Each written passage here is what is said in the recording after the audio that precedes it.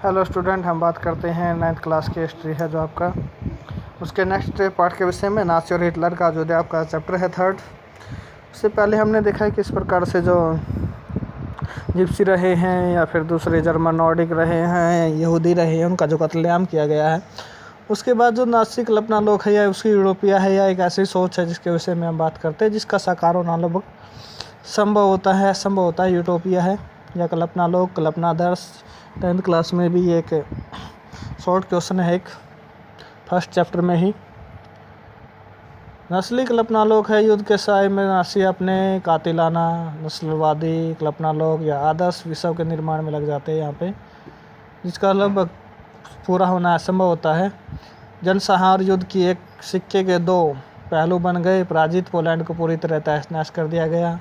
Poland पर हमला किया था हिटलर ने और उत्तर पश्चिमी पोलैंड का ज़्यादातर हिस्सा जर्मनी में मिला लिया जाता है। पोलैंड के लोगों को अपने घर और माल असाब छोड़कर भागने के लिए मजबूर किया जाता है ताकि जर्मनी के कब्जे वाले यूरोप में रहने वाले जर्मनों को वहां लाकर बसाया जा सके, और इस पर पोलैंड वासियों को मवेशियों की तरह खदेड़ कर एक जर्नल गवर्नमेंट नामक दूसरे हिस्से में पहुंचा दिया जाता है। मतलब वहाँ जानवरों को जैसे पीटा जाता है, दबाया जाता है ज़बरदस्ती से, वैसे ही उन्हें दबाया गया।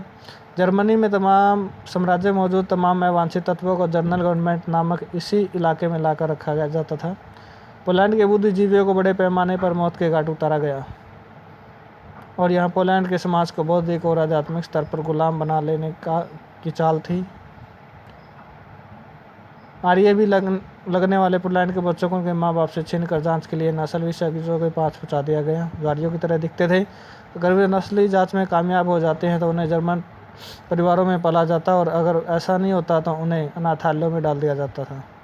अगर वो आर्य होते तो उन्हें पाल दिया जाता, नहीं होते तो उन्हें अनाथालयों में भेज दिया जाता। उनमें से ज़्यादातर मर जाते। जनरल गवर्नमेंट के कुछ विशाल गेटों में गैस चैम्बर भी थे, इसलिए वहाँ यहूदियों को बड़े पैमाने पर मारा जाता था। तो चैम्बरों में ले जाने के लिए एक मालगाड़ी है, यहाँ दर्शाई गई है किस तरह उन्हें ले जाया जाता था। मौत का सिलसिला है यहाँ पे। पहला चरण की बात करें, नागरिकों की तरह रहना कोई एक नहीं है। नुरेनबर्ग नागरिकता अधिकार 1935, जर्मन या उससे संबंधित रक्त वाले व्यक्तियों को जर्मन नागरिक होंगे तो उन्हें जर्मन साम्राज्य का संरक्षण मिलेगा। ये कानून लाए गए कुछ ऐसे। यहूदियों जर्मनों के बीच विवाह पर पाबंदी लगा दी गई। यहूदियों और जर्मनों के बीच विवाहेतर संबंधों का अपराध घोषित किया गया जहाँ पहले से हुए हैं। यहूदियों द्वारा राष्ट्रीय ध्वज फहराने पर भी पाबंदी लगाई गई। तो ये कानून लाए गए थे यहाँ पे। अन्य कानूनी उपाय हैं, यहूदी व्यवसायों का बहिष्कार है, सरकारी सेवाओं से निकाला जाना है यहूदियों को, और यहूदियों की संपत्ति जब्त और बिक्री की गई है। तो एक ही देश में दूसरे समुदायों के साथ ऐसा बर्ताव किया गया है।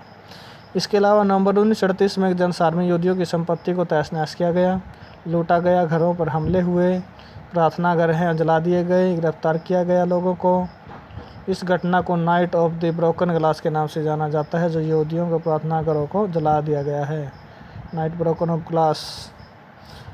उसके बाद दूसरा चरण है दड़बाबंदी की बात करते हैं। 1940-44 में सितंबर 41 में सभी यहूदियों को हुक्म दिया कि वे डेविड का पीला सितारा अपनी छाती पर लगाएंगे। उनके पासपोर्ट, तमाम कानूनी दस्तावेज जो रहे हैं, उन दस्तावेज़ों और घरों से बाहरियावी पहचान चिन्ह छपा दिया गया और जर्मन में उन्हें यहूदी मकानों में और पूर्वी क्षेत्र में लोदच और वर्ष जैसे गेटो बस्तियों में कष्टपूर्ण और दरिद्र की स्थिति में रखा जाता था। उन्हें यातनाएं की जाती थी, अच्छा व्यवहार नहीं होता था उनके साथ। यह बेहद पिछड़े और निर्धन इलाके थे। गेटो में दाखिल होने से पहले यहूदियों को अपनी सारी संपत्ति छोड़ देने के लिए मजबूर किया जाता था। अगर वहां जाएंगे तो वो बचेंगे नहीं, मारे जाएंगे।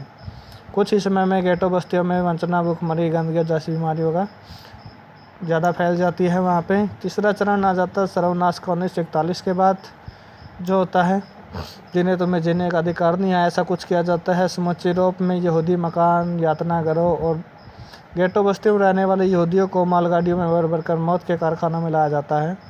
पोलैंड और अन्य पूर्वी इलाकों में मुख्य रूप से बेल्जिक, ऑस्विट्स, सिबोबोर, ट्रेवलिंका, स्लेमनो, मायदानिक में उन्हें गैस चैम्बरों में झोंक दिया जाता है। वो ये क्षेत्र रहे हैं जहाँ इन्हें लेकर आया जाता है। और औद्योगिक और वैज्ञानिक तकनीकों के बहुत सारे लोगों को पलक झपकते मौत के घाट उतार दिया जाता है। ये अवशेष ऐसे कपड़े हैं जो उन्हें मारा गया है, और ये जूते हैं जो उनके ढेर हैं जो उनसे मरने के बाद छीने जा गए हैं, पहले कादियों से छीने गए हैं उन्हें। उस तरह से नाज़ी और जर्मन की युवाओं की स्थिति के विषय में बात करते हैं। हिटलर ने दिलचस्पी जुनून की हद तक पहुंच जाती है। उसका मानना है कि शक्तिशाली नाज़ी समाज की स्थापना के लिए बच्चों के लिए नाज़ी विचारधारा की गुट्टी पिलाना बहुत ज़रूरी है। उन्हें नाज़ी सोच में डालना होगा। इसके लिए स्कूल के भीतर और बाहर दोनों तरफ बच्चों पर पूरा नियंत्रण आवश्यक था। नाज़ी के दौरान स्कूलों में क्या हो रहा है, तमाम स्कूलों में सफाई और शुद्धिकरण की मुहिम चलाई गई। यहूदी या राजनीतिक रूप से अविश्वसनीय दिखाई देने वाले शिक्षकों को पहले से नौकरी से हटाया गया, जो यहूदी या अविश्वसनीय थे, और बाद में मौत के घाट उतार दिया गया। उन शिक्षकों को भी बच्चों को अलग अलग बिठाए जाने लगा। जर्मन और यहूदी बच्चों एक साथ न तो बैठ सकते थे और न ही खेल कूद सकते थे। बाद में अवांछित बच्चों को यानी यहूदी जिप्सियों के बच्चों को, विकलांग बच्चों को स्कूलों से निकाल दिया गया और 40 के दशक में तो उन्हें भी गैस चैम्बरों में झोंक दिया गया। बच्चे तक उन्होंने नहीं छोड़े हैं यहाँ पे। अच्छे जर्मन बच्चों को नाज़ी शिक्षा प्रक्रिया से गुजरना पड़ता था और यह विचारधारा प्रशिक्षण की एक लंबी प्रक्रिया थी। स्कूली पाठ्यक्रमों को नए सिरे से लिखा गया। नस्ल के बारे में प्रचारित नाज़ी विचारों को सही ठहराने के लिए नस्ल विज्ञान के नाम से एक नए विषय पाठ्यक्रम में शामिल किए गए। जो उन्होंने किए वो सही हैं इस तरह से। और गणित के कक्षाओं में भी यहूदियों की एक ख़ास छवि गढ़ने की कोशिश की जाती गई थी। ये चीज़ हुई। बच्चों को सिखाया गया कि वे वफादार और आज्ञाकारी बने, यहूदियों से नफरत और हिटलर की पूजा करें। खेल कूद के ज़रिए बच्चों में हिंसा और आक्रामकता की भावना पैदा की गई। हिटलर का मानना है कि मुक्केबाजी का प्रशिक्षण बच्चों के फौलादी दिल वाला, ताकतवर और मर्दाना बना सकता है, तो इस वजह से उन्हें इस तरह के कार्य सिखाए गए। जर्मन बच्चों को युवाओं में राष्ट्रीय समाजवाद की भावना से लैस करने की जिम्मेदारी युवा संगठनों को दी गई है। 10 साल की उम्र के बच्चों को जुंगफेक, 14 साल से कम उम्र वाले बच्चों के लिए नाज़ी युवा संगठन है, दाखिला करा दिया गया। तो सभी लड़कों को नाज़ियों के युवा संगठन हिटलर यूथ की सदस्यता लेनी पड़ती थी। इस संगठन के वे युद्ध की उपासना, आक्रामकता, हिंसा, लोकतंत्र की निंदा, यहूदी, कम्युनिस्टों, जिप्सियों और जो भी अन्य वंशियों के घृणा का सबक सीखते थे। मतलब उन्हें ऐसा तैयार किया जाता था। गहन विचारधारात्मक और शारीरिक प्रशिक्षण के बाद लगभग 18 साल की उम्र में लेबर सर्विस, श्रम सेवा में आ जाते थे, काम करने लग जाते थे।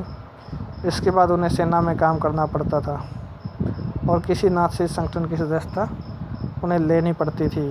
तो ऐसे उन्हें बच्चों को भी जो क्या है मजबूर किया गया था यहाँ पे। तो उस तरह से